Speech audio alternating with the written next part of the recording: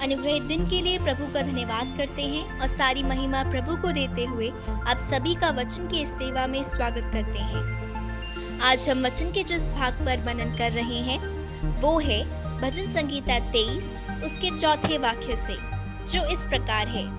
चाहे मैं घोर अंधकार से भरी तराई से होकर चलूं तो भी हानि से ना डरूंगा, क्योंकि तू मेरे साथ रहता है। तेरे सोंठे और तेरी लाठी से मुझे शांति मिलती है। आज हम इस अनुग्रहित वचन से मृत्यु का भय हटे हुए लोगों के विषय में ध्यान लगाएंगे। हमने जिस प्रकार हिंदी में पढ़ा घोर अंधकार, उसे यदि हम अंग्रेजी में पढ़ें तो the valley of shadow of death, अर्थात मृत्यु के घोर अंधकार, हम ऐसा पढ़ सकते हैं। कितनी भी धन दौलत, उम्र, समझ, प्रसिद्धि, किसी भी चीज का भेदभाव करे बिना मृत्यु ने सब जातियों को दबोच के रखा है। इसलिए सारी जातियां एक समान भय मानने वाला एक विषय है मृत्यु। पाप का फल है कि मृत्यु ने अपना अधिकार मनुष्य के ऊपर रखा है।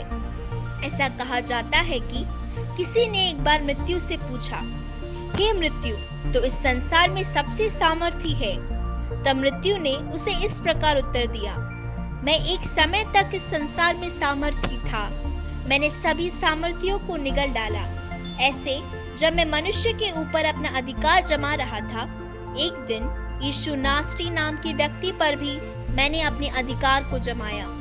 लेकिन 3 दिन तक ही मैं उसे अपने अधीन में रख पाया, क्योंकि तीसरे दिन वह मुझे हराते हुए फिर से जी उठा, और उस दिन से यीशु ही सामर्थियों में अधिक सामर्थी है।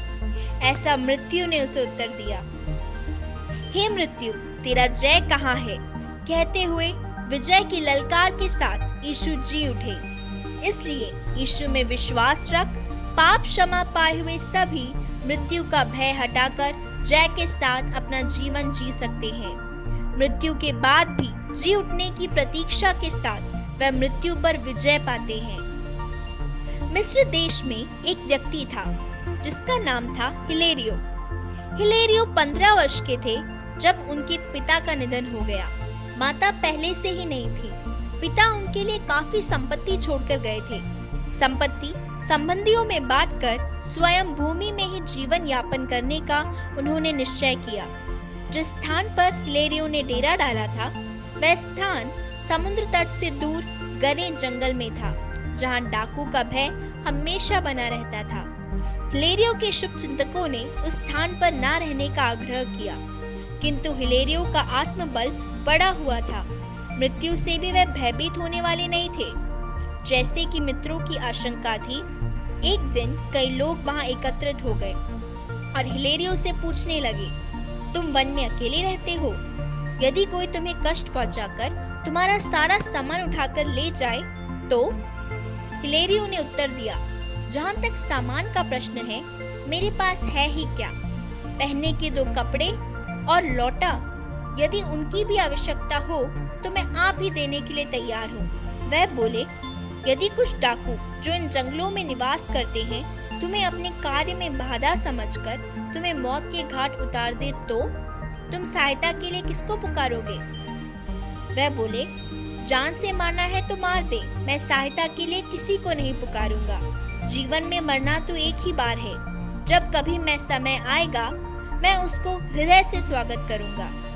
हिलेरियो से प्रश्न करने वाले कोई सामान्य नागरिक नहीं थे, परंतु वहां के डाकू थे।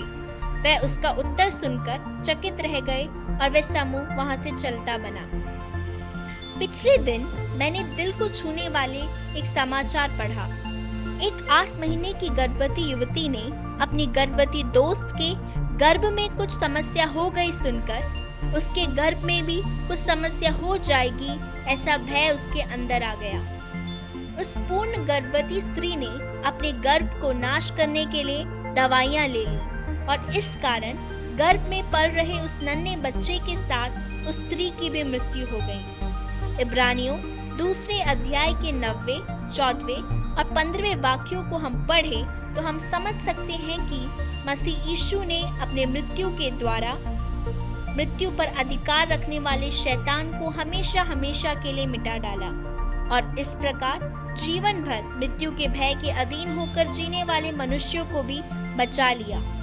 इसलिए मसीह यीशु में विश्वास रखें और मृत्यु के भय को छोड़कर जीवन की नवीनीकरण में अपने जीवन को बिताएं। आइए हम एक साथ प्रार्थना करें।